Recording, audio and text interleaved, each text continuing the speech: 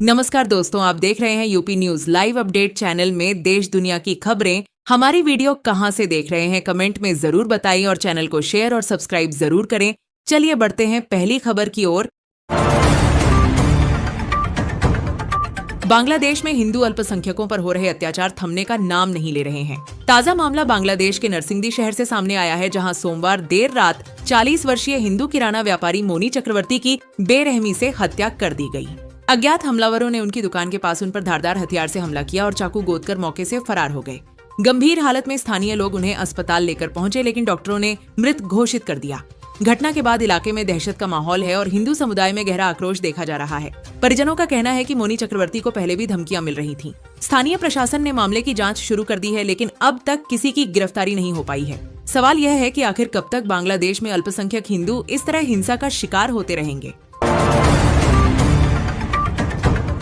Britain की संसद में उस वक्त बड़ा बवाल मच गया जब प्रधानमंत्री कियर स्टारमर ने बहस के दौरान कामसूत्र का जिक्र कर दिया।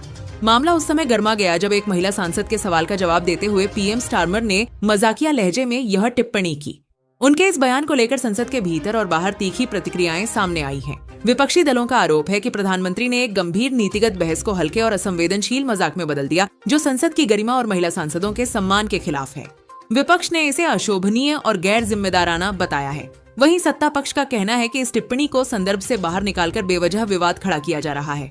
घटना के बाद सोशल मीडिया पर भी तीखी बहस छिड़ गई है। सवाल उठ रहा है कि क्या देश के प्रधानमंत्री को संसद जैसे मंच पर इस तरह की टिप्पणियां शोभा देती हैं?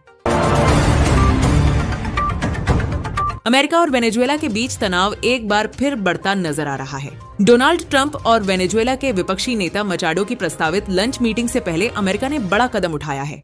अमेरिकी अधिकारियों ने कैरेबियन सागर में वेनेजुएला से जुड़े एक और तेल टैंकर वेरोनिका को जब्त कर लिया है। बताया जा रहा है कि बीते कुछ हफ्तों में यह छठा वेनेजुएला संबंधित टैंकर है जिस पर अमेरिका ने कार्रवाई की है। अमेरिका का आरोप है कि ये टैंकर प्रतिबंधों का उल्लंघन कर अवैध तरीके से तेल की तस्करी में शामिल थे। इस कार्रवाई को वेनेजुएला की सरकार पर दबाव बढ़ाने की रणनीति के तौर पर देखा जा रहा है। वहीं कराकस ने इसे अंतर्राष्ट्रीय कानूनों का उल्लंघन बताया है। इस कदम से साफ है कि बातचीत से पहले ही वॉशिंगटन सख्त संदेश देना चाहता है। सवाल यह है कि क्या यह कार्रवाई दोनों देशों के रिश्तों को और ईरान से आ रही खबरें बेहद डराने वाली हैं। ईरानी जमीन इस वक्त जंग के मैदान में तब्दील होती नजर आ रही है। भले ही देश में सख्त पाबंदियां और कम्युनिकेशन ब्लैकआउट लागू हो, लेकिन जो जानकारियां छन छन कर बाहर आ रही हैं, वे दमन की भयावह तस्वीर पेश करती है। अलग अलग इलाकों से हिंसक कार्रवाई, गोलियों की आवाजें और खून खराबे की सूचनाएं सामने आ रही हैं। बताया जा रहा है कि विरोध प्रदर्शनों को कुचलने के लिए सुरक्षा बलों ने भारी बल प्रयोग किया है। सैकड़ों लोगों के घायल होने और कई के मारे जाने की आशंका जताई जा रही है। इंटरनेट बंद होने के बावजूद प्रत्यक्षदर्शियों के वीडियो और संदेश बाहर पहुंच रहे हैं, जो हालात की गंभीरता बयान कर रहे हैं। अंतर्राष्ट्रीय मानवाधिकार संगठन ईरान की स्थिति पर चिंता जता रहे हैं। सवाल उठ रहा है कि क्या दमन के इस दौर में आम ईरानी जनता की आवाज कभी सुनी जा सकेगी, या खामोशी के साए में यह ब्लडबाथ यूं ही चलता रहेगा।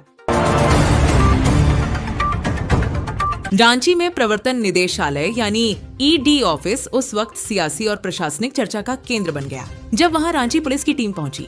पुलिस ईडी कार्यालय में लगे सीसीटीवी कैमरों की फुटेज खंगालने के लिए गई थी, जिससे हड़कंप मच गया।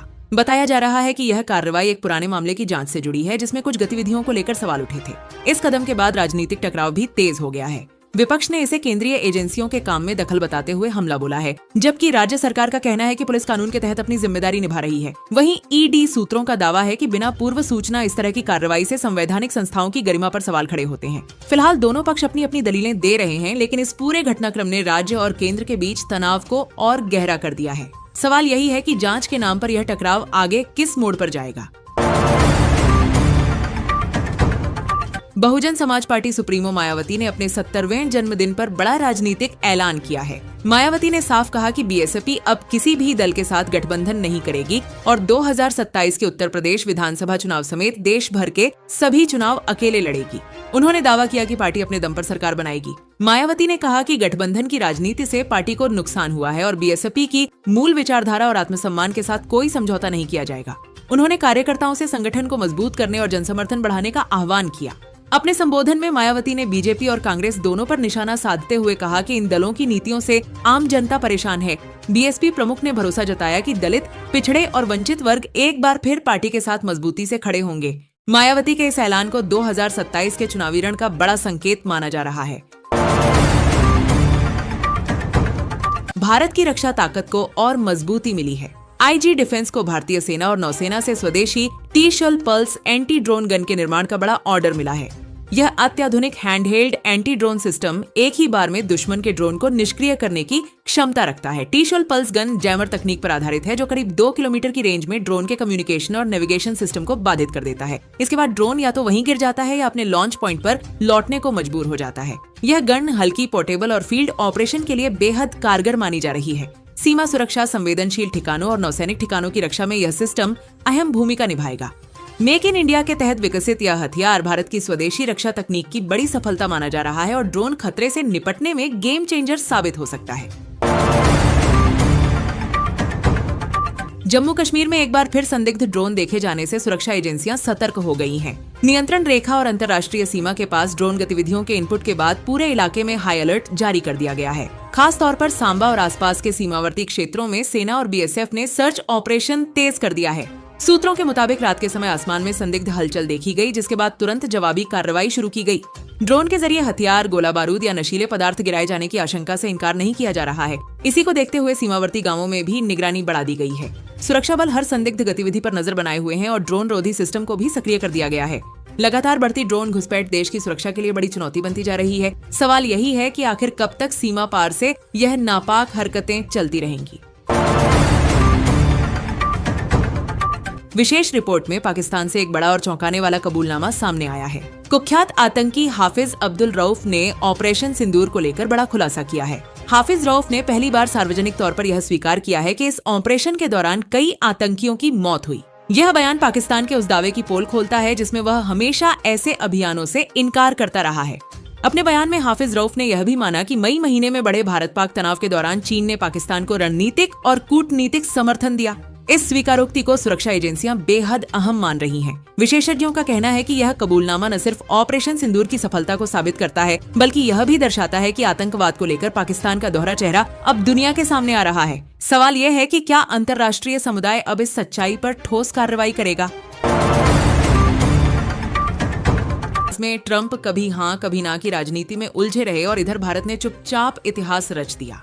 दुनिया की सबसे बड़ी व्यापारिक डील की तारीख अब फाइनल हो चुकी है। इस समझौते के साथ भारत के लिए एक साथ 27 देशों के बाजार खुलने जा रहे हैं। इससे निर्यात को रफ्तार मिलेगी, निवेश बढ़ेगा और भारतीय कंपनियों को वैश्विक मंच पर बड़ा मौका मिलेगा।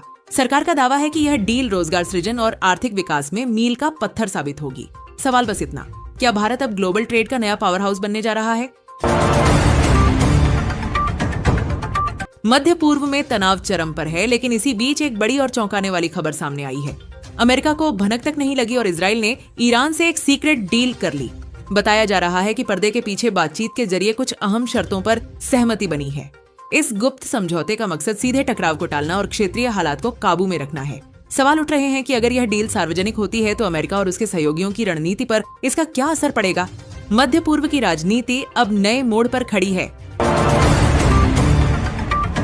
मुख्यमंत्री योगी आदित्यनाथ से जुड़ा एक वीडियो इन दिनों सोशल मीडिया पर जमकर वायरल हो रहा है। वीडियो में एक मासूम बच्चा अपनी छोटी सी फरमाइश लेकर सीएम योगी के सामने पहुंचता है।